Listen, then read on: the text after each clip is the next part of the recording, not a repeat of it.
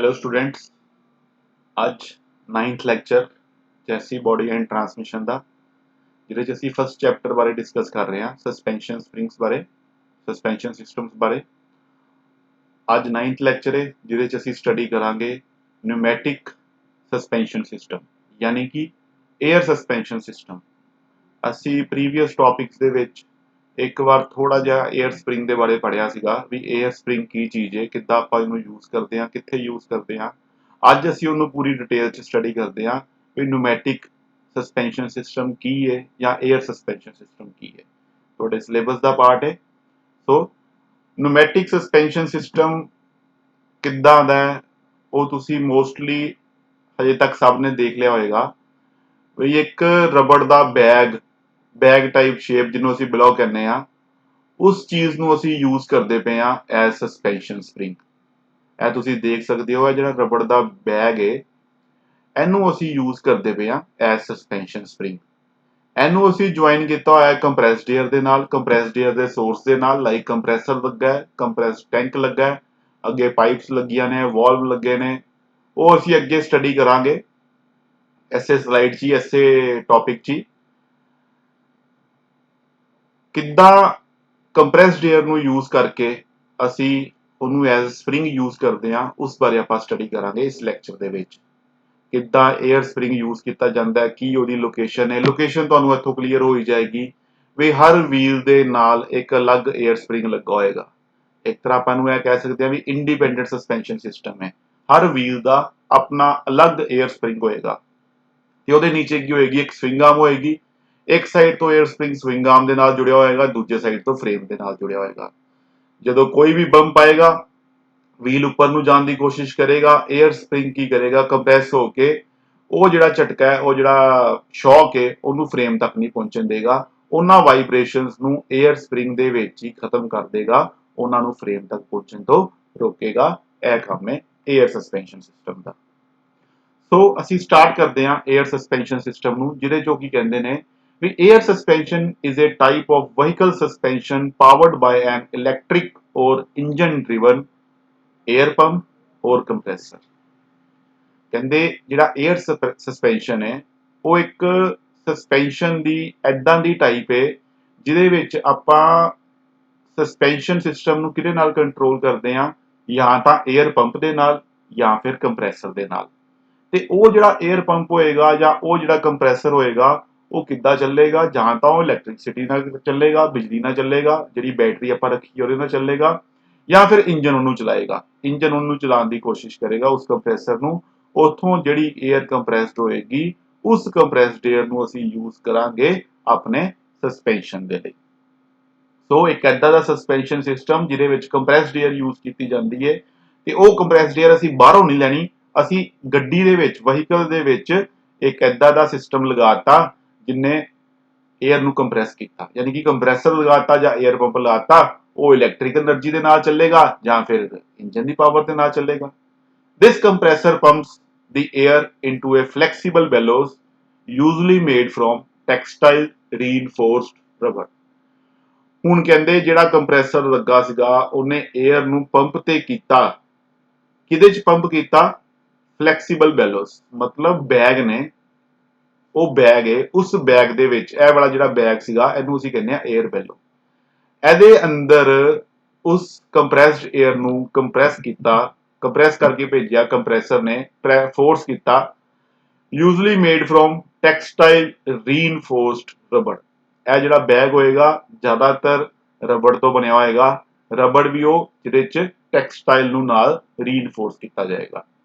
ਮਤਲਬ ਇੱਕ ਰਬੜ ਦੀ ਕੀ ਕਹਿ ਸਕਦੇ ਆਪਾਂ, ਕੈਟੇਗਰੀ ਕਹਿ ਸਕਦੇ ਆ, ਰਬੜ ਦੀ ਕੁਆਲਿਟੀ ਕਹਿ ਸਕਦੇ ਆ। ਟੈਕਸਟਾਈਲ ਰੀਇਨਫੋਰਸਡ ਰਬੜ ਹੈ ਜਿਹਦੇ ਤੋਂ ਇਹ ਬੈਗ ਬਣੇਗਾ। ਨੋਰਮਲ ਰਬੜ ਤੋਂ ਬੈਗ ਨਹੀਂ ਬਣੇਗਾ, ਕਿਉਂਕਿ ਇਹਦੇ ਚ ਕੰਪਰੈਸਡ 에ਅਰ ਆਣੀ ਹੈ। ਕੰਪਰੈਸਡ 에ਅਰ ਨੂੰ ਸੰਭਾਲਣ ਦੇ ਲਈ ਜਿਹੜੀ ਰਬੜ ਚਾਹੀਦੀ ਸਾਨੂੰ ਸੁਪੀਰੀਅਰ ਕੁਆਲਿਟੀ ਦੀ ਚਾਹੀਦੀ ਹੈ, ਇਸ ਕਰਕੇ ਆਪਾਂ ਇਹਨੂੰ ਬਣਾਇਆ ਟੈਕਸਟਾਈਲ ਰੀਇਨਫੋਰਸਡ ਰਬੜ। ਅੱਗੋਂ ਕੀ ਕਹਿੰਦੇ ਨੇ ਜੀ, air suspension uses pressurised air. Air suspension ਨੇ ਕੀ ਯੂਜ਼ ਕਰਨਾ ਹੈ? ਪ੍ਰੈਸ਼ਰਾਈਜ਼ 에ਅਰ ਯੂਜ਼ ਕਰਨੀ ਹੈ, ਯਾਨੀ ਕਿ ਕੰਪਰੈਸਡ 에ਅਰ ਯੂਜ਼ ਕਰਨੀ ਹੈ। ਜਿਹੜੀ 에ਅਰ ਨੂੰ ਕੰਪਰੈਸਰ ਦੇ ਨਾਲ ਕੰਪਰੈਸ ਕੀਤਾ ਜਾਏਗਾ, ਉਸ 에ਅਰ ਨੂੰ ਯੂਜ਼ ਕਰਨ ਦਾ ਕੰਮ ਹੈ air suspension. The air pressure inflates the bellows and raises the chassis from the axle.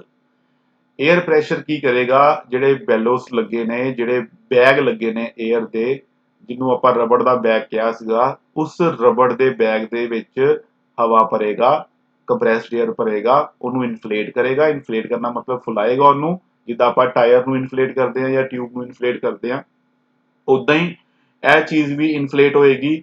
And ਰੇਜ਼ਿਸ the chassis from the Excel, ਤੇ ਜਿਹੜੀ ਚੈਸੀ ਹੈ ਯਾਨੀ ਕਿ ਜਿਹੜਾ ਫਰੇਮ ਹੈ ਉਹਨੂੰ ਉੱਪਰ ਚੱਕਣ ਦੀ ਕੋਸ਼ਿਸ਼ ਕਰੇਗਾ ਐਕਸਲ ਤੋਂ। ਸਸਪੈਂਸ਼ਨ ਸਿਸਟਮ ਦਾ ਕੰਮ ਇਹੀ ਹੁੰਦਾ ਹੈ ਵੀ ਜਿਹੜਾ ਚੈਸੀ ਫਰੇਮ ਹੈ ਉਹਨੂੰ ਐਕਸਲ ਤੋਂ ਥੋੜਾ ਉੱਪਰ ਚੱਕ ਕੇ ਰੱਖਣਾ, ਤੇ ਜਿਹੜੀਆਂ ਵਾਈਬ੍ਰੇਸ਼ਨਸ ਨੇ ਉਹਨਾਂ ਨੂੰ ਐਕਸਲ ਤੱਕ ਨਾ ਪਹੁੰਚਣ ਦੇਣਾ। ਜਿਹੜਾ 에ਅਰ ਪ੍ਰੈਸ਼ਰ ਆਪਾਂ ਪ੍ਰੋਵਾਈਡ ਕੀਤਾ, ਉਹਨੇ ਕੀ ਕੀਤਾ, ਉਹਨੇ ਬਿੱਲੋ ਨੂੰ ਫੁਲਾਇਆ। ਮਤਲਬ ਜਿੱਦਾਂ ਆਪਾਂ ਇੱਕ ਬੈਲੂਨ ਸਮਝ ਲਈਏ, ਇੱਕ ਤਰ੍ਹਾਂ ਦਾ ਬੈਲੂਨ ਹੈ ਜਿਹਦੇ ਅੰਦਰ ਆਪਾਂ ਕੰਪਰੈਸਡ 에ਅਰ ਭਰੀ, ਉਹ ਫੁੱਲ ਗਿਆ। ਜਦੋਂ ਉਹ ਫੁੱਲ ਗਿਆ, ਉਹਨੇ ਕੀ ਕੀਤਾ, ਚੈਸੀ ਨੂੰ ਐਕਸਲ ਤੋਂ ਉੱਪਰ ਚੱਕਤਾ, ਫਰੇਮ ਨੂੰ ਜਾਂ ਚੈਸੀ ਨੂੰ ਉੱਪਰ ਚੱਕਤਾ।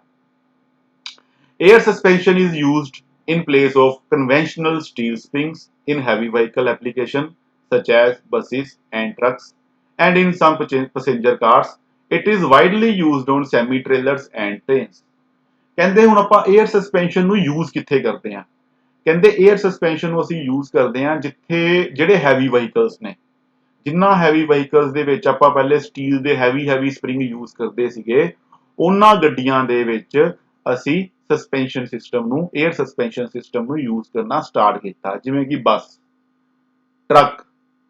ਇਸ ਤੋਂ ਇਲਾਵਾ ਕਈ ਗੱਡੀਆਂ ਦੇ ਵਿੱਚ ਵੀ ਆਪਾਂ, ਪੈਸੇਂਜਰ ਕਾਰ ਦੇ ਵਿੱਚ ਵੀ ਆਪਾਂ 에ਅਰ ਸਸਪੈਂਸ਼ਨ ਸਿਸਟਮ ਯੂਜ਼ ਕਰਨਾ ਸਟਾਰਟ ਕੀਤਾ। ਹੁਣ ਨੋਰਮਲ ਗੱਡੀ ਦੇ ਵਿੱਚ 에ਅਰ ਸਸਪੈਂਸ਼ਨ ਸਿਸਟਮ ਨਹੀਂ ਆਉਂਦਾ ਹੈ, ਤੁਹਾਨੂੰ ਮੈਂ ਇੱਥੇ ਕਲੀਅਰ ਕਰ ਦਵਾਂ। ਜਿਹੜੀਆਂ ਵਧੀਆ ਗੱਡੀਜ਼ ਨੇ, ਆਡੀ ਹੋ ਗਈ, ਜਾਂ ਆਪਾਂ ਦੂਜੀ ਪੋਰਸ਼ ਦੀ ਗੱਲ ਕਰਦੇ ਹਾਂ, ਪੋਰਸ਼ ਹੋ ਗਈ, ਫੋਰਡ ਹੋ ਗਈ, ਐਦਾਂ ਜਿਹੜੀਆਂ ਵਧੀਆ ਗੱਡੀਆਂ ਨੇ ਉਹਨਾਂ ਦੇ ਵਿੱਚ 에ਅਰ ਸਸਪੈਂਸ਼ਨ ਸਿਸਟਮ ਆ ਰਿਹਾ ਹੈ। ਨੋਰਮਲ ਕਾਰ ਦੇ ਵਿੱਚ ਕਿਤੇ ਵੀ 에ਅਰ ਸਸਪੈਂਸ਼ਨ ਹਜੇ ਯੂਜ਼ ਨਹੀਂ ਹੋ ਰਿਹਾ। ਪਰ ਜਿਹੜਾ 에ਅਰ ਸਸਪੈਂਸ਼ਨ ਸਿਸਟਮ ਡਿਜ਼ਾਈਨ ਕੀਤਾ ਗਿਆ ਸੀਗਾ, ਉਹ ਹੈਵੀ ਵਹੀਕਲਸ ਦੇ ਨਾਲ ਲਈ ਕੀਤਾ ਗਿਆ ਸੀਗਾ। ਬਟ ਇਹਨੇ ਸਾਨੂੰ ਜਿਹੜਾ ਕੰਫਰਟ ਪ੍ਰੋਵਾਈਡ ਕੀਤਾ, ਉਸ ਕਰਕੇ ਆਪਾਂ ਇਹਨਾਂ ਨੂੰ ਛੋਟੀਆਂ ਪੈਸੇਂਜਰ ਕਾਰਸ ਦੇ ਵਿੱਚ ਵੀ ਯੂਜ਼ ਕਰਨਾ ਸਟਾਰਟ ਕਰਤਾ। ਬਟ ਜਿਹੜੀਆਂ ਪੋਰਸ਼ ਗੱਡੀਆਂ ਨੇ ਉਹਨਾਂ ਦੇ ਵਿੱਚ, ਮਹਿੰਗੀਆਂ ਗੱਡੀਆਂ ਦੇ ਵਿੱਚ, ਸਸਤੀਆਂ ਗੱਡੀਆਂ ਦੇ ਵਿੱਚ ਨਹੀਂ, ਆਡੀ ਵਗੈਰਾ ਜਾਂ ਮਰਸੀਡੀਜ਼ ਬੈਂਜ ਵਗੈਰਾ 'ਚ ਆਪਾਂ ਨੂੰ ਯੂਜ਼ ਕਰਦੇ ਹਾਂ। It is widely used on semi trailers and trains. ਕਹਿੰਦੇ ਆਪਾਂ ਇਹਨਾਂ ਨੂੰ ਜ਼ਿਆਦਾਤਰ ਟ੍ਰੇਨ ਦੇ ਵਿੱਚ ਵੀ ਯੂਜ਼ ਕਰਦੇ ਹਾਂ, ਤੇ ਟ੍ਰੇਨ ਦੇ ਨਾਲ ਨਾਲ ਟ੍ਰੇਲਰਸ 'ਚ ਵੀ ਯੂਜ਼ ਕਰਦੇ ਹਾਂ, ਸੈਮੀ ਟ੍ਰੇਲਰਸ 'ਚ ਵੀ ਯੂਜ਼ ਕਰਦੇ ਹਾਂ।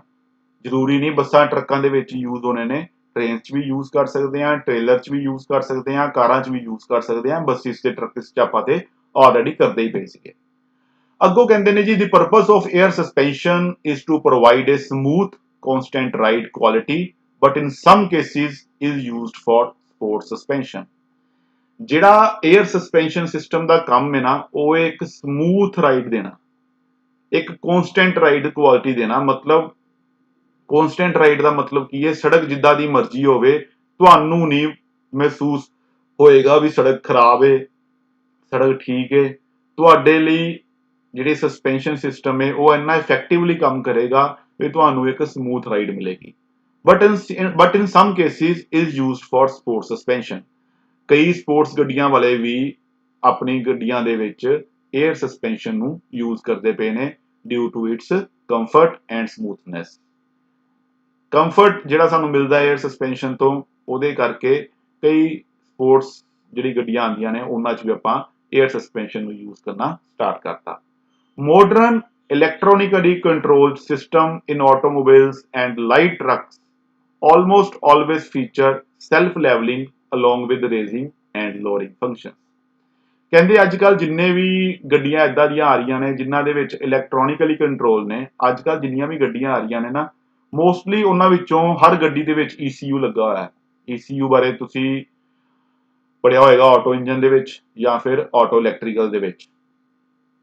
ECU ਇੱਕ ਐਦਾਂ ਦਾ ਸਿਸਟਮ ਹੈ ਜਿਹੜਾ ਇੰਜਨ ਨੂੰ ਕੰਟਰੋਲ ਕਰਦਾ ਹੈ ਇਲੈਕਟ੍ਰੋਨਿਕਲੀ। ਠੀਕ ਹੈ, ਇੰਜਨ ਕੰਟਰੋਲ ਯੂਨਿਟ ਕਹਿੰਦੇ ਆ ਜਾਂ ਆਪਾਂ ਇੰਜਨ ਕੰਟਰੋਲ ਮੋਡਿਊਲ ਕਹਿੰਦੇ ਆ ਉਹਨੂੰ।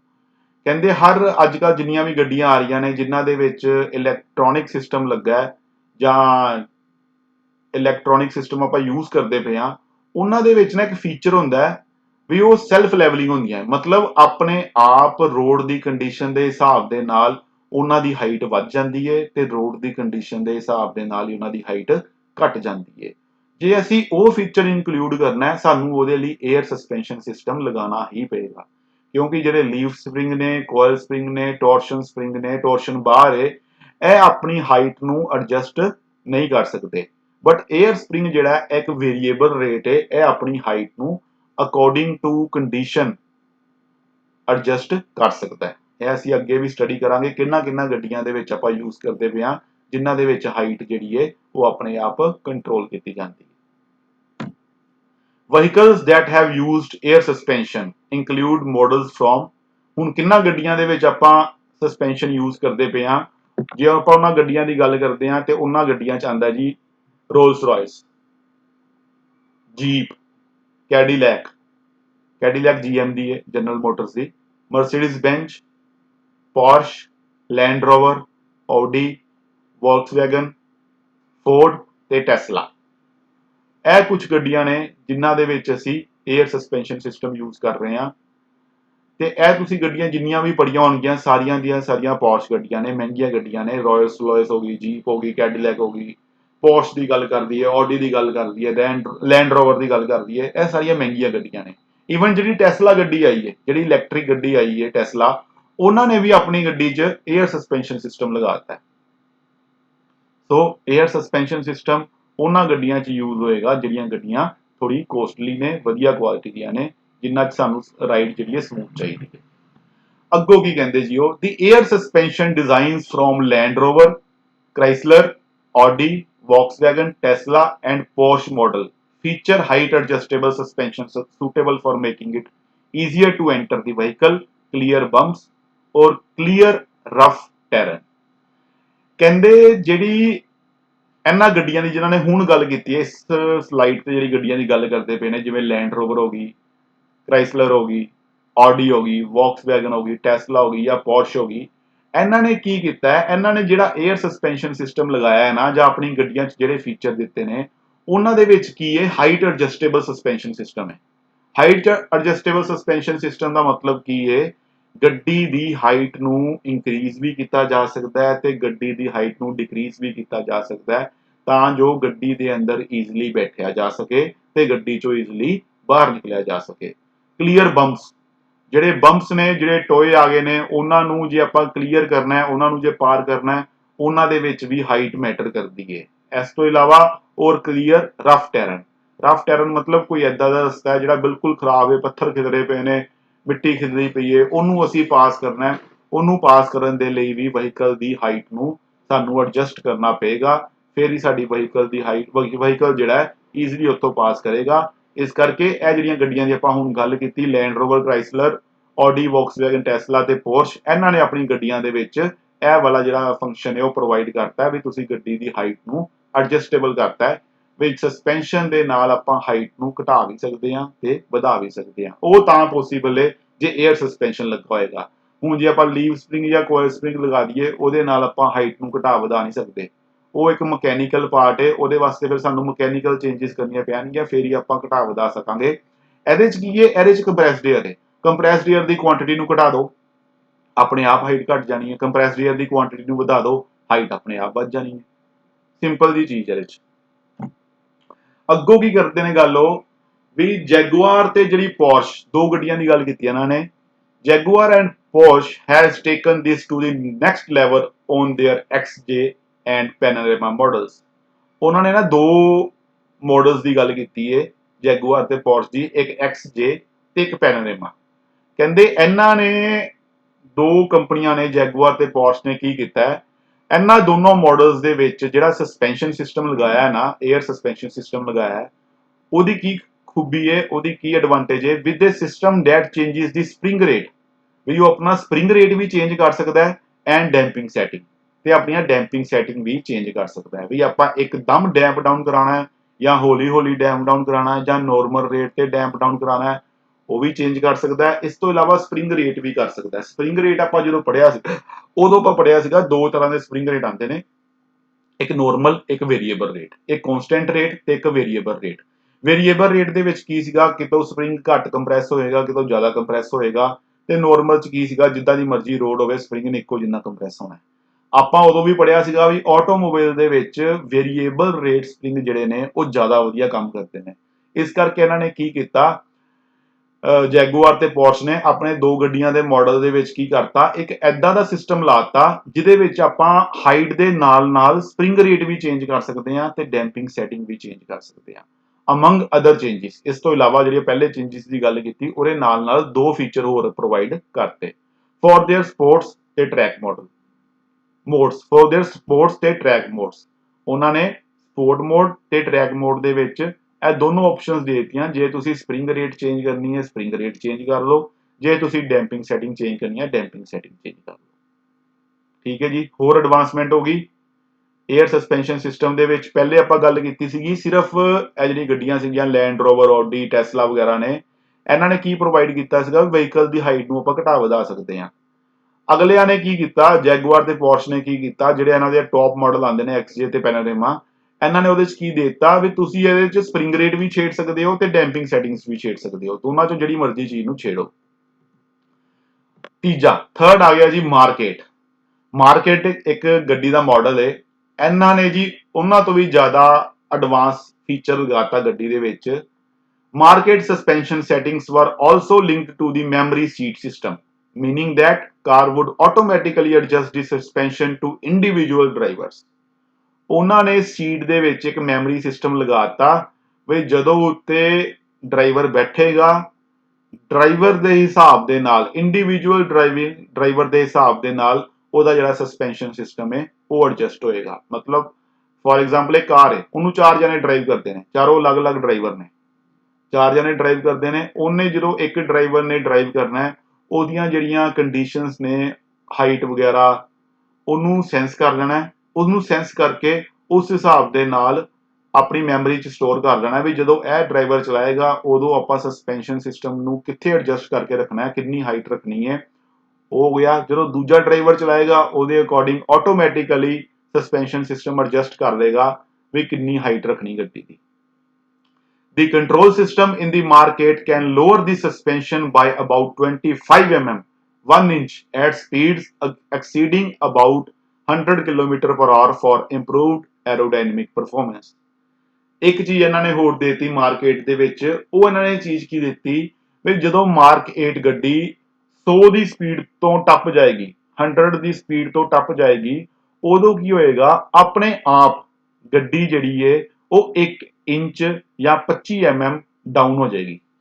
ਮਤਲਬ ਉਹ ਆਪਣਾ ਜਿਹੜਾ ਸਸਪੈਂਸ਼ਨ ਹੈ, ਜਿਹੜੀ 1 ਇੰਚ ਹਾਈਟ ਆਪਣੇ ਆਪ ਉਹਦੀ ਡਾਊਨ ਹੋ ਜਾਏਗੀ। ਜਦੋਂ ਹਾਈਟ ਡਾਊਨ ਹੋ ਗਈ, ਹਾਈਟ ਡਾਊਨ ਹੋਣ ਦੇ ਨਾਲ ਕੀ ਹੋਇਆ, ਉਹਦੀ ਸ਼ੇਪ ਜਿਹੜੀ ਸੀਗੀ ਉਹ ਐਰੋਡਾਇਨਾਮਿਕ ਹੋ ਗਈ।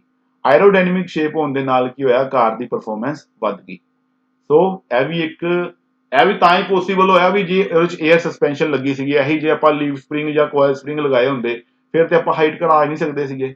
ਉਹਨਾਂ ਨੇ ਇੱਕ ਨਵਾਂ ਫੀਚਰ ਇੰਕਲੂਡ ਕਰਤਾ ਵੀ ਗੱਡੀ ਜਦੋਂ 100 ਦੀ ਸਪੀਡ ਤੇ ਪਹੁੰਚੇਗੀ, ਆਪਣੇ ਆਪ ਗੱਡੀ ਜਿਹੜੀ ਹੈ 25 mm ਡਾਊਨ ਚਲੀ ਜਾਏਗੀ, 1 ਇੰਚ ਡਾਊਨ ਚਲੀ ਜਾਏਗੀ। ਜਦੋਂ 1 ਇੰਚ ਗੱਡੀ ਡਾਊਨ ਚਲੀ ਜਾਏਗੀ ਉਦੋਂ ਉਹਦੀ ਸ਼ੇਪ ਜਿਹੜੀ ਹੈ ਉਹ ਜ਼ਿਆਦਾ ਐਰੋਡਾਇਨਾਮਿਕ ਹੋ ਜਾਏਗੀ, ਮਤਲਬ 에ਅਰ ਰੈਜ਼ਿਸਟੈਂਸ ਘਟ ਜਾਏਗੀ। 에ਅਰ ਰੈਜ਼ਿਸਟੈਂਸ ਜਦੋਂ ਘਟ ਜਾਏਗੀ ਤੇ ਉਹਦੀ ਪਰਫਾਰਮੈਂਸ ਜਿਹੜੀ ਹੈ ਜ਼ਿਆਦਾ ਵਧੀਆ ਆਏਗੀ। ਇਹ ਕਿਉਂ ਪੋਸੀਬਲ ਹੋਇਆ, just because of air suspension. ਅੱਗੋਂ ਗੱਲ ਕਰਦੇ ਨੇ ਉਹ ਕੰਪੋਨੈਂਟਸ ਆਫ 에ਅਰ ਸਸਪੈਂਸ਼ਨ, ਵੀ ਆਪਾਂ 에ਅਰ ਸਸਪੈਂਸ਼ਨ ਸਿਸਟਮ ਦੇ ਵਿੱਚ ਕੰਪੋਨੈਂਟਸ ਕਿਹੜੇ-ਕਿਹੜੇ ਯੂਜ਼ ਕਰਦੇ ਹਾਂ, ਕੀ ਮਟੀਰੀਅਲ ਆਪਾਂ ਕਿਹੜੇ-ਕਿਹੜੇ ਪਾਰਟਸ ਨੇ ਜਿਹੜੇ ਆਪਾਂ ਯੂਜ਼ ਕਰਦੇ ਹਾਂ। ਸਭ ਤੋਂ ਪਹਿਲੇ ਇੱਕ ਰਬੜ ਦਾ ਬੈਗ ਹੈ ਜਿਹਨੂੰ ਅਸੀਂ ਬੈਲੋ ਕਹਿੰਦੇ ਹਾਂ। ਇਹ vulcanised rubber air spring at each wheel, ਹਰ ਵੀਲ ਦਾ ਆਪਣਾ ਅਲੱਗ ਬੈਗ ਹੋਏਗਾ, ਉਹਨੂੰ ਅਸੀਂ ਰਬੜ ਦਾ ਇੱਕ ਬੈਗ ਯੂਜ਼ ਕਰਾਂਗੇ ਜਿਹੜਾ ਹਰ ਵੀਲ ਦੇ ਨਾਲ ਅਟੈਚ ਹੋਏਗਾ। Second, an air compressor which is typically located in the trunk or under the bonnet. ਇੱਕ 에ਅਰ ਕੰਪਰੈਸਰ ਯੂਜ਼ ਕਰਾਂਗੇ। 에ਅਰ ਕੰਪਰੈਸਰ ਦਾ ਕੰਮ ਕੀ ਹੋਏਗਾ, 에ਅਰ ਨੂੰ ਕੰਪਰੈਸ ਕਰਨਾ, ਜਿਹੜਾ ਜ਼ਿਆਦਾਤਰ ਕਹਿੰਦੇ ਜਾਂ ਤਾਂ ਬੋਨਟ ਦੇ ਅੰਡਰ ਹੋਏਗਾ ਜਾਂ ਟਰੰਕ ਦੇ ਵਿੱਚ ਹੋਏਗਾ, ਮਤਲਬ ਬੈਕ ਸਾਈਡ ਤੇ ਜਾਂ ਡਿੱਕੀ 'ਚ ਹੋਏਗਾ, ਡਿੱਕੀ ਵਾਲੀ ਸਾਈਡ ਤੇ ਹੋਏਗਾ ਜਾਂ ਫਿਰ ਅੱਗੇ ਬੋਨਟ ਵਾਲੀ ਸਾਈਡ ਤੇ ਹੋਏਗਾ। ਇੱਕ 에ਅਰ ਕੰਪਰੈਸਰ ਯੂਜ਼ ਕਰਨਾ ਆਪਾਂ। ਅੱਗੋਂ ਜੀ ਵਾਲਵ ਯੂਜ਼ ਕਰਾਂਗੇ। ਵਾਲਵ ਕਿਹੜੇ ਯੂਜ਼ ਕਰਾਂਗੇ, ਹੁਣ ਆਪਾਂ ਜੇ 에ਅਰ ਆਪਣਾ ਸਿਸਟਮ ਯੂਜ਼ ਕਰਦੇ ਪਏ ਆ ਤੇ ਆਪਾਂ ਨੂੰ ਵਾਲਵ ਵੀ ਯੂਜ਼ ਕਰਨੇ ਪੈਣਗੇ। ਉਹਨਾਂ ਵਾਲਵ ਦਾ ਕੰਮ ਕੀ ਹੋਏਗਾ ਵੀ ਆਪਾਂ 에ਅਰ ਨੂੰ ਕਿਹੜੀ ਡਾਇਰੈਕਸ਼ਨ 'ਚ ਭੇਜਣਾ ਹੈ, ਡਾਇਰੈਕਸ਼ਨ ਕੰਟਰੋਲ ਹੋ ਗਏ, ਫਲੋ ਕੰਟਰੋਲ ਹੋ ਗਏ, ਜਾਂ ਇਸ ਤੋਂ ਇਲਾਵਾ ਹੋਰ ਅਲੱਗ-ਅਲੱਗ ਤਰ੍ਹਾਂ ਦੇ ਵਾਲਵ ਆਉਂਦੇ ਨੇ ਜਿਹੜੇ ਅਸੀਂ ਯੂਜ਼ ਕਰਾਂਗੇ ਜਿਹੜੇ ਕੀ ਕਰਨਗੇ, ਜਿਹੜੀ 에ਅਰ ਕੰਪਰੈਸਡ ਹੋਈ ਉਹਨੂੰ ਕਿਸ ਡਾਇਰੈਕਸ਼ਨ 'ਚ ਭੇਜਣਾ ਹੈ, ਕਿਹਦੇ 'ਚ ਨਹੀਂ ਭੇਜਣਾ, ਕਿੰਨੀ ਕੁਆਂਟੀਟੀ 'ਚ ਭੇਜਣਾ, ਕਿੰਨੀ ਕੁਆਂਟੀਟੀ 'ਚ ਨਹੀਂ ਭੇਜਣਾ, ਉਹ ਸਾਰਾ ਕੰਮ ਹੋਏਗਾ ਵਾਲਵ ਦਾ। ਵਾਲਵ ਤੋਂ ਬਾਅਦ ਆ ਗਿਆ ਜੀ ਇੱਕ ਚੀਜ਼ ਅਸੀਂ ਸ਼ਾਇਦ ਮਿਸ ਕਰ ਗਏ, ਉਹ ਸੀਗਾ 에ਅਰ ਟੈਂਕ। ਇੱਕ 에ਅਰ ਟੈਂਕ ਵੀ ਯੂਜ਼ ਕੀਤਾ ਜਾਏਗਾ ਜੇ, ਕਿਉਂਕਿ ਕੰਪਰੈਸਰ ਨੇ ਜਿਹੜੀ 에ਅਰ ਕੰਪਰੈਸ ਕਰਨੀ ਹੈ, ਤੁਹਾਨੂੰ 에ਅਰ ਟੈਂਕ ਦਿਖਾਈ ਦੇਣਾ, ਕੰਪਰੈਸਰ ਨੇ ਜਿਹੜੀ 에ਅਰ ਕੰਪਰੈਸ ਕਰਨੀ ਹੈ, ਉਹ ਕੰਪਰੈਸਰ, ਉਹ 에ਅਰ ਜਿਹੜੀ ਹੈ ਉਹ ਡਾਇਰੈਕਟ ਨਹੀਂ ਜਾਣੀ, ਉਹ ਇੱਕ ਜਗ੍ਹਾ ਤੇ ਸਟੋਰ ਹੋਣੀ ਹੈ। ਉਹ ਜਿੱਥੇ ਸਟੋਰ ਹੋਣੀ ਹੈ ਉਹ ਇਹ ਰਿਹਾ ਜੀ, ਕੁਝ ਇਸ ਤਰ੍ਹਾਂ ਦਾ ਇੱਕ 에ਅਰ ਟੈਂਕ ਹੋਏਗਾ ਜਿਹਦੇ ਅੰਦਰ ਆਪਾਂ ਸਟੋਰ ਕਰਾਂਗੇ ਆਪਣੀ ਕੰਪਰੈਸਡ 에ਅਰ ਨੂੰ। ਕੰਪਰੈਸਡ 에ਅਰ ਨੂੰ ਸਟੋਰ ਕਰਾਂਗੇ ਤਾਂ ਹੀ ਆਪਾਂ 에ਅਰ ਸਸਪੈਂਸ਼ਨ ਸਿਸਟਮ ਚਲਾ ਸਕਦੇ ਹਾਂ, ਅਦਰਵਾਈਜ਼ ਅਸੀਂ ਨਹੀਂ ਚਲਾ ਸਕਦੇ। ਇਹ ਇੱਕ ਏਦਾਂ ਦਾ ਟੈਂਕ ਲੱਗਾ ਹੋਏਗਾ ਜਿਹਦੇ ਅੰਦਰ ਆਪਾਂ 에ਅਰ ਨੂੰ, ਕੰਪਰੈਸਡ 에ਅਰ ਨੂੰ ਸਟੋਰ ਕਰਾਂਗੇ। ਸੋ ਕੰਪਰੈਸਰ ਹੋ ਗਿਆ, ਬੈਗ ਹੋ ਗਿਆ, ਅਸੀਂ ਟੈਂਕ ਬਾਰੇ ਵੀ ਪੜ੍ਹ ਲਿਆ, ਵਾਲਵ ਲੱਗੇ ਨੇ ਵੀ ਕਿੱਧਰ 에ਅਰ ਨੂੰ ਭੇਜਣਾ ਹੈ, 에ਅਰ ਦਾ ਰੂਟ ਕਿੱਦਾਂ ਬਣਾਉਣਾ ਹੈ, ਕਿੱਥੋਂ ਬਲੌਕ ਕਰਨਾ ਹੈ, ਕਿੱਥੋਂ ਚਲਾਉਣਾ ਹੈ, ਉਹ ਆ ਗਿਆ ਜੀ ਵਾਲਵ ਸਾਡੇ। ਵਾਲਵ ਤੋਂ ਬਾਅਦ ਆ ਗਏ ਜੀ ਪਾਈਪ। ਇੱਕ 6 mm ਦੀ 에ਅਰ ਪਾਈਪ ਯੂਜ਼ ਕੀਤੀ ਜਾਏਗੀ ਜਿਹਨੂੰ ਅਸੀਂ PU ਪਾਈਪ ਕਹਿੰਦੇ ਆ, ਵਿਚ channel air through out the system, ਜਿੰਨੇ ਪੂਰੇ ਸਿਸਟਮ ਦੇ ਵਿੱਚ 에ਅਰ ਨੂੰ ਚੈਨਲਾਈਜ਼ ਕਰਨਾ ਹੈ, 에ਅਰ ਨੂੰ ਚਲਾਉਣਾ ਹੈ, ਵੀ 에ਅਰ ਨੂੰ ਆਪਾਂ ਕਿੱਧਰ ਭੇਜਣਾ ਹੈ ਤੇ ਕਿਹਦੇ ਰਾਹੀਂ ਭੇਜਣਾ ਹੈ, ਉਹ ਆਪਾਂ ਪਾਈਪ ਦੇ ਰਾਹੀਂ ਭੇਜਾਂਗੇ। ਬਿਨਾਂ ਪਾਈਪ ਤੋਂ 에ਅਰ ਨੂੰ ਇੱਕ ਜਗ੍ਹਾ ਤੋਂ ਦੂਜੀ ਜਗ੍ਹਾ ਪਰ ਟਰਾਂਸਮਿਟ ਨਹੀਂ ਕਰ ਸਕਦੇ। ਸੋ ਇਹ ਇੱਕ ਲੇਆਊਟ ਉਹਨਾਂ ਨੇ ਸ਼ੋਅ ਕਰਤੀ ਵੀ ਕਿੱਦਾਂ ਆਪਾਂ 에ਅਰ ਨੂੰ ਸਕ ਕੀਤਾ, ਪਹਿਲੇ 에ਅਰ ਫਿਲਟਰ 'ਚ ਸਾਫ਼ ਹੋਈ, ਫਿਰ ਕੰਪਰੈਸਰ 'ਚ ਗਈ, ਕੰਪਰੈਸਰ ਨੇ ਕੀ ਕੀਤਾ, 에ਅਰ ਨੂੰ ਕੰਪਰੈਸ ਕੀਤਾ, ਫਿਰ ਇੱਕ ਜਗ੍ਹਾ ਤੇ 에ਅਰ ਇਕੱਠੀ ਹੋਈ, 에ਅਰ ਇਕੱਠੀ ਹੋ ਕੇ ਅੱਗੇ ਗਈ ਵਾਲਵ ਦੇ ਵਿੱਚ, ਵਾਲਵ ਨੇ ਫਿਰ ਸਪਲਾਈ ਕੀਤਾ ਦੋਨੋਂ ਟਾਇਰ, ਚਾਰੋਂ ਟਾਇਰਸ ਵੱਲ, ਚਾਰੋਂ ਟਾਇਰਸ ਦੇ ਨਾਲ 에ਅਰ ਸਪਰਿੰਗ ਲੱਗੇ ਸੀਗੇ। ਇਹ ਇੱਕ ਲੇਆਊਟ ਤਿਆਰ ਕਰਤਾ ਉਹਨਾਂ ਨੇ ਵੀ ਕਿੱਦਾਂ 에ਅਰ ਸਸਪੈਂਸ਼ਨ ਸਿਸਟਮ ਦਾ ਕੰਮ ਚੱਲਦਾ ਹੈ। ਜੇ ਆਪਾਂ ਸਿੰਪਲ ਗੱਲ ਕਰਦੇ ਹਾਂ, ਇੰਜਨ ਹੈ, ਇੰਜਨ ਨੇ ਕੰਪਰੈਸਰ ਨੂੰ ਚਲਾਉਣਾ, ਜਾਂ ਇੰਜਨ ਨੇ ਕੰਪਰੈਸਰ ਨੂੰ ਚਲਾਉਣਾ ਜਾਂ ਇਲੈਕਟ੍ਰਿਸਿਟੀ ਨੇ ਕੰਪਰੈਸਰ ਨੂੰ ਚਲਾਉਣਾ। ਇੰਜਨ ਕੰਪਰੈਸਰ ਚਲਾਏਗਾ, ਕੰਪਰੈਸਰ 에ਅਰ ਨੂੰ ਸਕ ਕਰੇਗਾ ਐਟਮੋਸਫੇਅਰ ਤੋਂ, 에ਅਰ ਜਦੋਂ ਸਕ ਹੋਏਗੀ ਉਸ 에ਅਰ ਨੂੰ ਕੰਪਰੈਸ ਕਰੇਗਾ, ਕੰਪਰੈਸ ਕਰਕੇ 에ਅਰ ਟੈਂਕ ਦੇ ਵਿੱਚ ਪਾਏਗਾ, 에ਅਰ ਟੈਂਕ ਦੇ ਵਿੱਚ ਸਟੋਰ ਹੋਏਗੀ, 에ਅਰ ਟੈਂਕ ਚੋਂ ਸਟੋਰ ਹੋ ਕੇ ਉਹ ਜਾਏਗੀ ਕੰਟਰੋਲ ਵਾਲਵ ਦੇ ਵਿੱਚ। ਕੰਟਰੋਲ ਵਾਲਵ ਕੀ ਕਰੇਗਾ, ਫਿਰ ਚਾਰੋਂ ਟਾਇਰਸ ਨੂੰ 에ਅਰ ਭੇਜੇਗਾ, ਜਿੰਨੀ ਜਿੰਨੀ ਨੀਡ ਹੈ ਉਸ ਹਿਸਾਬ ਦੇ ਨਾਲ ਚਾਰੋਂ ਟਾਇਰਸ ਨੂੰ 에ਅਰ ਜਾਏਗੀ। ਜਦੋਂ ਚਾਰੋਂ ਟਾਇਰਸ ਨੂੰ 에ਅਰ ਜਾਏਗੀ, ਜਿਹੜੀ 에ਅਰ ਬਚ ਗਈ ਉਹਨੇ ਵਾਪਸ ਵੀ ਆਣਾ, ਉਹਦੇ ਵਾਸਤੇ ਰਿਟਰਨ ਲਾਈਨ ਲੱਗੀ ਹੈ, ਉਹ ਰਿਟਰਨ ਲਾਈਨ ਫਿਰ ਦੁਬਾਰਾ ਕੰਟਰੋਲ ਵਾਲਵ 'ਚ ਆ ਕੇ ਜੁੜਦੀ ਪਈ ਹੈ। ਅੱਗੇ ਲੈਵਲ ਵਾਲਵ ਲੱਗਾ ਹੈ, ਪਿੱਛੇ ਵੀ ਲੈਵਲ ਵਾਲਵ ਲੱਗਾ ਹੈ, ਮਤਲਬ ਦੋਨੋਂ ਟਾਇਰਾਂ ਨੂੰ ਇਕੁਅਲ ਕੁਆਂਟੀਟੀ ਦੇ ਵਿੱਚ 에ਅਰ ਜਾਵੇ, ਇਸ ਕਰਕੇ ਆਪਾਂ ਲੈਵਲ ਵਾਲਵ ਲਗਾਤਾ ਜਿਹੜਾ ਲੈਵਲ ਕਰਕੇ ਰੱਖੇਗਾ, ਤੇ 에ਅਰ ਸਪਰਿੰਗ ਜਿਹੜੇ ਨੇ ਉਹ ਇੰਡੀਵਿਜੂਅਲ ਟਾਇਰ ਦੇ ਨਾਲ ਲੱਗੇ ਨੇ, ਉਹ ਤੁਸੀਂ ਦੇਖ ਸਕਦੇ ਹੋ। ਸਿੰਪਲ ਜਿਹਾ ਲੇਆਊਟ ਹੈ ਵੀ ਇੰਜਨ ਨੇ ਪਾਵਰ ਪ੍ਰੋਡਿਊਸ ਕੀਤੀ, ਉਸ ਪਾਵਰ ਨਾਲ ਕੰਪਰੈਸਰ ਚੱਲਿਆ, ਕੰਪਰੈਸਰ ਨੇ 에ਅਰ ਕੰਪਰੈਸ ਕੀਤੀ, 에ਅਰ ਟੈਂਕ ਦੇ ਵਿੱਚ ਗਈ, 에ਅਰ ਟੈਂਕ ਚੋਂ ਕੰਟਰੋਲ ਵਾਲਵ 'ਚ ਗਈ, ਕੰਟਰੋਲ ਵਾਲਵ ਨੇ 에ਅਰ ਨੂੰ ਕੰਟਰੋਲ ਕੀਤਾ ਵੀ ਕਿੱਥੇ ਕਿੱਥੇ ਕਿੰਨੀ ਕਿੰਨੀ 에ਅਰ ਭੇਜਣੀ ਹੈ, ਉਹ ਪ੍ਰੈਸ਼ਰ ਲਾਈਨ ਦੇ ਰਾਹੀਂ 에ਅਰ ਪਹੁੰਚ ਗਈ, ਰਿਟਰਨ ਲਾਈਨ ਦੇ ਰਾਹੀਂ ਵਾਪਸ ਆ ਗਈ, ਅਤੇ 에ਅਰ ਸਪਰਿੰਗਸ ਨੇ ਕੀ ਕੀਤਾ, ਆਪਣੇ ਅਕੋਰਡਿੰਗ ਕੰਮ ਕੀਤਾ। ਇਹ ਸੀਗਾ ਲੇਆਊਟ। ਲੇਆਊਟ ਤੋਂ ਬਾਅਦ ਹੁਣ ਆਪਾਂ ਗੱਲ ਕਰਦੇ ਹਾਂ ਐਡਵਾਂਟੇਜ ਤੇ ਡਿਸਐਡਵਾਂਟੇਜ ਦੀ, ਵੀ 에ਅਰ ਸਸਪੈਂਸ਼ਨ ਸਿਸਟਮ ਦੇ ਫਾਇਦੇ ਕੀ ਨੇ ਤੇ 에ਅਰ ਸਸਪੈਂਸ਼ਨ ਸਿਸਟਮ ਦੇ ਨੁਕਸਾਨ ਕੀ ਨੇ, ਕਿਉਂਕਿ ਹਰ ਚੀਜ਼ ਦਾ ਫਾਇਦਾ ਵੀ ਹੁੰਦਾ ਤੇ ਹਰ ਚੀਜ਼ ਦਾ ਨੁਕਸਾਨ ਵੀ ਹੁੰਦਾ ਹੈ। ਸਭ ਤੋਂ ਪਹਿਲੇ ਜੇ ਆਪਾਂ ਐਡਵਾਂਟੇਜ ਦੀ ਗੱਲ ਕਰਦੇ ਹਾਂ ਤੇ ਉਹਦੇ 'ਚ ਕੀ ਕਹਿੰਦੇ ਨੇ ਵੀ ਡਰਾਈਵਰ ਦਾ ਜਿਹੜਾ ਕੰਫਰਟ ਹੈ ਉਹ ਵੱਧ ਜਾਂਦਾ ਹੈ। ਕਿਉਂ ਵੱਧ ਜਾਂਦਾ ਹੈ? ਕਿਉਂਕਿ ਰਿਡਕਸ਼ਨ ਇਨ ਨੋਇਸ, ਪਹਿਲੀ ਗੱਲ ਤੇ ਆਵਾਜ਼ ਘਟ ਗਈ, ਜਿਹੜੇ ਕੋਇਲ ਸਪਰਿੰਗ ਲੱਗੇ ਸੀਗੇ ਜਾਂ ਲੀਵ ਸਪਰਿੰਗ ਲੱਗੇ ਸੀਗੇ ਉਹ ਜਦੋਂ ਚੱਲਦੇ ਸੀਗੇ ਉਹ ਥੋੜੀ ਬਹੁਤੀ ਆਵਾਜ਼ ਪ੍ਰੋਡਿਊਸ ਕਰਦੇ ਸੀਗੇ। ਉਸ ਤੋਂ ਇਲਾਵਾ ਜਿਹੜੀ ਆਵਾਜ਼ ਉਹ ਪ੍ਰੋਡਿਊਸ ਕਰਦੇ ਸੀਗੇ ਜਾਂ ਨਹੀਂ ਕਰਦੇ ਸੀਗੇ, ਮੰਨ ਲਓ ਆਵਾਜ਼ ਨਹੀਂ ਵੀ ਪ੍ਰੋਡਿਊਸ ਕਰਦੇ ਸੀਗੇ, ਬਟ ਉਹਨਾਂ ਦੇ ਕਾਰਨ ਜਿਹੜੀਆਂ ਫਰੇਮ ਦੇ ਵਿੱਚ ਵਾਈਬ੍ਰੇਸ਼ਨਸ ਆਉਂਦੀਆਂ ਸੀਗੀਆਂ, ਗੱਡੀ ਦੇ ਵਿੱਚ ਵਾਈਬ੍ਰੇਸ਼ਨਸ ਆਉਂਦੀਆਂ ਸੀਗੀਆਂ, ਉਹ ਜੇ ਆਵਾਜ਼ ਪ੍ਰੋਡਿਊਸ ਕਰਦੀਆਂ ਸੀਗੀਆਂ, ਉਸ ਆਵਾਜ਼ ਦੇ ਕਾਰਨ ਤੇ ਜਿਹੜੀਆਂ ਵਾਈਬ੍ਰੇਸ਼ਨ ਸੀਗੀਆਂ ਰੋਡ ਦੀਆਂ ਕਮੀ ਦੇ ਕਾਰਨ, ਰੋਡ ਦੀ ਖਰਾਬੀ ਦੇ ਕਾਰਨ ਜਿਹੜੀਆਂ ਵਾਈਬ੍ਰੇਸ਼ਨਸ ਆਉਂਦੀਆਂ ਸੀਗੀਆਂ, ਉਹ ਕੀ ਕਰਦੀਆਂ ਸੀਗੀਆਂ, ਡਰਾਈਵਰ ਨੂੰ ਤੰਗ ਕਰਦੀਆਂ ਸੀਗੀਆਂ, ਡਰਾਈਵਰ ਨੂੰ ਡਿਸਕੰਫਰਟ ਕਰਦੀਆਂ ਸੀਗੀਆਂ, ਤੇ ਡਰਾਈਵਰ ਇਹਨਾਂ ਕੀ ਹੁੰਦਾ ਸੀਗਾ, ਥੱਕ ਜਾਂਦਾ ਸੀਗਾ ਜਲਦੀ। ਬਟ ਜੇ ਆਪਾਂ 에ਅਰ ਸਸਪੈਂਸ਼ਨ ਸਿਸਟਮ ਯੂਜ਼ ਕਰਾਂਗੇ ਉਹਦੇ 'ਚ ਇਦਾਂ ਦੀ ਕੋਈ ਕੰਡੀਸ਼ਨ ਆਣੀ ਨਹੀਂ। 에ਅਰ ਸਸਪੈਂਸ਼ਨ ਸਿਸਟਮ ਦੇ ਵਿੱਚ ਨਾ ਹੀ ਵਾਈਬ੍ਰੇਸ਼ਨਸ ਹੋਣੀਆਂ, ਕਿਉਂਕਿ ਉਹਨੇ ਸਾਰੀਆਂ ਵਾਈਬ੍ਰੇਸ਼ਨਸ ਨੂੰ ਡੈਂਪ ਡਾਊਨ ਕਰ ਦੇਣਾ, ਗੱਡੀ ਨੇ ਬਿਲਕੁਲ ਸਮੂਥਲੀ ਚੱਲਣਾ ਹੈ। ਐਸੇ ਕਰਕੇ ਜਿਹੜੀਆਂ ਆਪਣੀਆਂ ਵਧੀਆ ਗੱਡੀਆਂ ਆਉਂਦੀਆਂ ਨੇ ਆਡੀ ਵਗੈਰਾ ਜਾਂ ਮਰਸੀਡੀਜ਼ ਵਗੈਰਾ, ਇਹਨਾਂ ਦੇ ਵਿੱਚ ਬੈਠ ਕੇ ਆਪਾਂ ਜਦੋਂ ਟਰੈਵਲ ਕਰਦੇ ਹਾਂ ਤੇ ਸਾਨੂੰ ਵਾਈਬ੍ਰੇਸ਼ਨਸ ਵਗੈਰਾ ਫੀਲ ਨਹੀਂ ਹੁੰਦੀਆਂ। ਕਿਉਂ ਨਹੀਂ ਹੁੰਦੀਆਂ? Due to air suspension.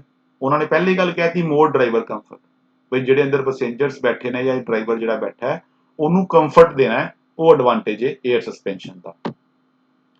ਦੂਜੀ ਗੱਲ ਆਪਾਂ ਕਰਦੇ ਹਾਂ, ਉਹ ਕਹਿੰਦੇ less wear and tear on the suspension system due to reduced harshness and vibration of heavy duty driving. ਜਦੋਂ ਵੀ ਵਾਈਬ੍ਰੇਸ਼ਨਸ ਘਟ ਜਾਣਗੀਆਂ, ਵਾਈਬ੍ਰੇਸ਼ਨਸ ਘਟਣ ਦੇ ਨਾਲ ਗੱਡੀ ਦੇ ਵਿੱਚ ਜਿਹੜੇ ਪਾਰਟਸ ਲੱਗੇ ਨੇ ਜਾਂ ਸਸਪੈਂਸ਼ਨ ਸਿਸਟਮ ਦੇ ਵਿੱਚ ਜਿਹੜੇ ਪਾਰਟਸ ਲੱਗੇ ਨੇ ਉਹਨਾਂ ਦਾ ਜਿਹੜਾ ਵੀਅਰ ਐਂਡ ਟੀਅਰ ਹੈ ਉਹ ਘੱਟ ਹੋਏਗਾ। ਉਹਨਾਂ ਦਾ ਵੀਅਰ ਐਂਡ ਟੀਅਰ ਜ਼ਿਆਦਾ ਹੋਣਾ ਸੀਗਾ ਜੇ ਵਾਈਬ੍ਰੇਸ਼ਨ ਜ਼ਿਆਦਾ ਹੁੰਦੀ। ਹੁਣ ਜਿੱਦਾਂ ਅਸੀਂ ਵਾਈਬ੍ਰੇਸ਼ਨਸ ਘਟਾਤੀਆਂ 에ਅਰ ਸਸਪੈਂਸ਼ਨ ਸਿਸਟਮ ਲਗਾਉਣ ਦੇ ਨਾਲ, ਉਦਾਂ ਹੀ ਕੀ ਹੋਇਆ, ਵਾਈਬ੍ਰੇਸ਼ਨਸ ਘਟਣ ਦੇ ਨਾਲ ਵੀਅਰ ਐਂਡ ਟੀਅਰ ਵੀ ਘਟ ਗਿਆ। Next, trailers last longer with air suspension because the system components don't take on as much vibration. ਕਹਿੰਦੇ ਜਿੰਨਾ ਗੱਡੀਆਂ ਦੇ ਵਿੱਚ ਆਪਾਂ 에ਅਰ ਸਸਪੈਂਸ਼ਨ ਸਿਸਟਮ ਯੂਜ਼ ਕਰਦੇ ਆ ਨਾ, ਉਹਨਾਂ ਗੱਡੀਆਂ ਦੀ ਲਾਈਫ ਜਿਹੜੀ ਹੈ ਉਹ ਵੱਧ ਜਾਂਦੀ ਹੈ। ਕਿਉਂ ਵੱਧ ਜਾਂਦੀ ਹੈ? ਕਿਉਂਕਿ ਵਾਈਬ੍ਰੇਸ਼ਨਸ ਘੱਟ ਨੇ। ਵਾਈਬ੍ਰੇਸ਼ਨਸ ਘੱਟ ਨੇ ਤੇ ਫਿਰ ਲਾਈਫ ਆਪਣੇ ਆਪ ਜ਼ਿਆਦਾ ਹੋਏਗੀ। ਵਾਈਬ੍ਰੇਸ਼ਨਸ ਜ਼ਿਆਦਾ ਹੋਣਗੀਆਂ, ਵੀਅਰ ਐਂਡ ਟੀਅਰ ਜ਼ਿਆਦਾ ਹੋਏਗੀ। ਵੀਅਰ ਐਂਡ ਟੀਅਰ ਜ਼ਿਆਦਾ ਹੋਏਗੀ ਤੇ ਲਾਈਫ ਘੱਟ ਜਾਏਗੀ। ਬਟ ਜਿਨ੍ਹਾਂ ਗੱਡੀਆਂ 'ਚ ਆਪਾਂ 에ਅਰ ਸਸਪੈਂਸ਼ਨ ਸਿਸਟਮ ਯੂਜ਼ ਕਰਦੇ ਆ, ਉਹਨਾਂ ਗੱਡੀਆਂ ਦੀ ਲਾਈਫ ਵੀ ਵੱਧ ਜਾਂਦੀ ਹੈ। ਅਗਲਾ advantage, air suspension reduces the tendency of short wheelbase truck to bounce over rougher roads and terrain when the vehicle is empty. ਤੁਸੀਂ ਦੇਖਿਆ ਹੋਏਗਾ ਜਦੋਂ ਕੋਈ ਵੀ ਟਰੱਕ ਜਾਂ ਕੋਈ ਵੀ ਬੱਸ ਖਾਲੀ ਜਾਂਦੀ ਹੈ ਰੋਡ ਦੇ ਉੱਪਰ, ਮਤਲਬ ਵਿੱਚ ਆਪਾਂ ਸਮਾਨ ਨੂੰ ਲੋਡ ਨਹੀਂ ਕੀਤਾ ਜਾਂ ਸਵਾਰੀਆਂ ਨਹੀਂ ਬੈਠੀਆਂ, ਤੇ ਉਦੋਂ ਜਿਹੜੀ ਬੱਸ ਹੈ ਉਹ ਜ਼ਿਆਦਾ ਵਾਈਬ੍ਰੇਟ ਕਰਦੀ ਹੈ ਜਾਂ ਉਦੋਂ ਜਿਹੜਾ ਟਰੱਕ ਹੈ ਉਹ ਜ਼ਿਆਦਾ ਵਾਈਬ੍ਰੇਟ ਕਰਦਾ ਹੈ। ਕਿਉਂ? ਕਿਉਂਕਿ ਜਿਹੜੇ ਆਪਾਂ ਸਸਪੈਂਸ਼ਨ ਸਿਸਟਮ ਲਗਾਏ ਉਹ ਲਗਾਏ ਲੀਵ ਸਪਰਿੰਗ। ਲੀਵ ਸਪਰਿੰਗ ਨੇ ਕੰਮ ਕਦੋਂ ਕਰਨਾ? ਜਦੋਂ ਉੱਤੇ weight ਪੈਣਾ। ਹੁਣ ਜੇ ਉਹ ਬੱਸ ਖਾਲੀ ਹੈ ਜਾਂ ਟਰੱਕ ਖਾਲੀ ਹੈ, ਉਹਨੇ ਫਿਰ ਵਾਈਬ੍ਰੇਸ਼ਨ ਕਰਦੇ ਜਾਣਾ ਜੇ ਆਪਾਂ ਉਹਨੂੰ ਖਾਲੀ ਲੈ ਕੇ ਜਾਵਾਂਗੇ। ਬਟ ਜਦੋਂ ਆਪਾਂ 에ਅਰ ਸਸਪੈਂਸ਼ਨ ਸਿਸਟਮ ਯੂਜ਼ ਕਰ ਲਵਾਂਗੇ, ਉਦੋਂ ਐਦਾਂ ਦੀ ਪ੍ਰੋਬਲਮ ਸਾਨੂੰ ਨਹੀਂ ਆਏਗੀ। ਉਦੋਂ ਜਿਹੜਾ ਖਾਲੀ ਵਹੀਕਲ ਖਾਲੀ ਹੈ ਚਾਹੇ ਵਹੀਕਲ ਭਰਿਆ ਹੈ, ਉਹ ਵਾਈਬ੍ਰੇਸ਼ਨਸ ਗੱਡੀ ਦੇ ਵਿੱਚ ਨਹੀਂ ਹੋਣਗੀਆਂ। 에ਅਰ ਸਸਪੈਂਸ਼ਨ ਕੀ ਕਰੇਗਾ? ਰਿਡਿਊਸ ਕਰੇਗਾ, ਘਟਾਏਗਾ। ਕਾਹਨੂੰ? ਵੀ ਜਿਹੜੀ ਖਾਲੀ ਗੱਡੀ ਜਿਹੜੀ ਹੈ ਉਹ ਜ਼ਿਆਦਾ ਵਾਈਬ੍ਰੇਟ ਕਰਦੀ ਸੀਗੀ, ਉਹਨੂੰ ਘਟਾਏਗਾ। ਹੁਣ ਆਪਾਂ ਗੱਲ ਕਰਦੇ ਹਾਂ ਡਿਸਐਡਵਾਂਟੇਜ ਦੀ। ਜੇ ਕਿਸੇ ਚੀਜ਼ ਦੇ ਫਾਇਦੇ ਨੇ ਤੇ ਉਹਦੇ ਨੁਕਸਾਨ ਵੀ ਨੇ। ਨੁਕਸਾਨ ਦੇ ਵਿੱਚ ਪਹਿਲਾ ਨੁਕਸਾਨ ਕੀ ਹੈ? The initial cost of purchasing and installing an air suspension system. ਕਹਿੰਦੇ ਜਿਹੜੀ ਇਨੀਸ਼ੀਅਲ ਕੋਸਟ ਹੈ 에ਅਰ ਸਸਪੈਂਸ਼ਨ ਸਿਸਟਮ ਦੀ ਉਹ ਜ਼ਿਆਦਾ ਹੈ। ਠੀਕ ਹੈ, ਮੰਨ ਲਓ ਆਪਾਂ ਕੋਇਲ ਸਪਰਿੰਗ ਲਗਾਉਣਾ ਹੈ, ਆਪਾਂ ਮਾਰਕੀਟ ਤੋਂ ਕੋਇਲ ਸਪਰਿੰਗ ਲਿਆ ਕੇ ਉਹਨੂੰ ਇੰਸਟਾਲ ਕਰ ਦਾਂਗੇ, ਫਿੱਟ ਕਰ ਦਾਂਗੇ। ਬਟ ਜੇ ਆਪਾਂ 에ਅਰ ਸਪਰਿੰਗ ਲਗਾਉਣਾ ਹੈ, ਪਹਿਲੇ ਆਪਾਂ 에ਅਰ ਸਪਰਿੰਗ ਲੈ ਕੇ ਆਵਾਂਗੇ, ਪਾਈਪਾਂ ਲੈ ਕੇ ਆਵਾਂਗੇ, ਕੰਪਰੈਸਰ ਲੈ ਕੇ ਆਵਾਂਗੇ, ਟੈਂਕ ਲੈ ਕੇ ਆਵਾਂਗੇ, ਵਾਲਵ ਲੈ ਕੇ ਆਵਾਂਗੇ। ਇੰਨੀਆਂ ਚੀਜ਼ਾਂ ਲਿਆ ਕੇ ਫਿਰ ਹੀ ਆਪਾਂ ਉਹਨੂੰ ਫਿੱਟ ਕਰ ਪਾਵਾਂਗੇ। ਅਦਰਵਾਈਜ਼ ਜਿਹਦੇ ਚੋਂ ਇੱਕ ਚੀਜ਼ ਵੀ ਘਟ ਗਈ ਨਾ, ਸਾਡਾ 에ਅਰ ਸਸਪੈਂਸ਼ਨ ਸਿਸਟਮ ਨਹੀਂ ਜੇ ਚੱਲਣਾ। ਖਾਲੀ ਪਾਈਪ ਵੀ ਘਟ ਜਾਵੇ ਤੇ 에ਅਰ ਸਸਪੈਂਸ਼ਨ ਸਿਸਟਮ ਨਹੀਂ ਚੱਲਣਾ। ਕੰਪਰੈਸਰ ਨਹੀਂ ਹੋਏਗਾ, 에ਅਰ ਕਿੱਦਾਂ ਕੰਪਰੈਸ ਕਰਾਂਗੇ? ਜੇ ਟੈਂਕ ਨਹੀਂ ਹੋਏਗਾ, 에ਅਰ ਕਿੱਥੇ ਸਟੋਰ ਕਰਾਂਗੇ? ਵਾਲਵ ਨਹੀਂ ਹੋਣਗੇ, ਕਿੰਨੀ 에ਅਰ ਭੇਜਣੀ, ਉਹ ਕਿੱਦਾਂ ਕੰਟਰੋਲ ਕਰਾਂਗੇ? ਸੋ ਇਨੀਸ਼ੀਅਲ ਕੋਸਟ, ਜਿਹੜੀ ਸਟਾਰਟਿੰਗ ਕੋਸਟ ਹੈ, ਉਹ ਜ਼ਿਆਦਾ ਹੈ air suspension system the. Air suspension can also sometime reach 3 times the cost in repair as a leaf suspension system over 10 years time. ਕਹਿੰਦੇ ਜੇ ਆਪਾਂ 10 ਸਾਲ ਦੀ ਗੱਲ ਕਰੀਏ, ਇੱਕ ਟਰੱਕ ਹੈ ਉਹਦੇ 'ਚ ਆਪਾਂ ਲੀਫ ਸਪਰਿੰਗ ਲਗਾਤੇ ਤੇ ਦੂਜਾ ਜਿਹੜਾ ਟਰੱਕ ਹੈ ਉਹਦੇ 'ਚ ਆਪਾਂ 에ਅਰ ਸਸਪੈਂਸ਼ਨ ਸਿਸਟਮ ਲਗਾਤਾ। ਦੋਨੋਂ ਟਰੱਕਸ ਨੂੰ ਆਪਾਂ 10 ਸਾਲ ਚਲਾਇਆ।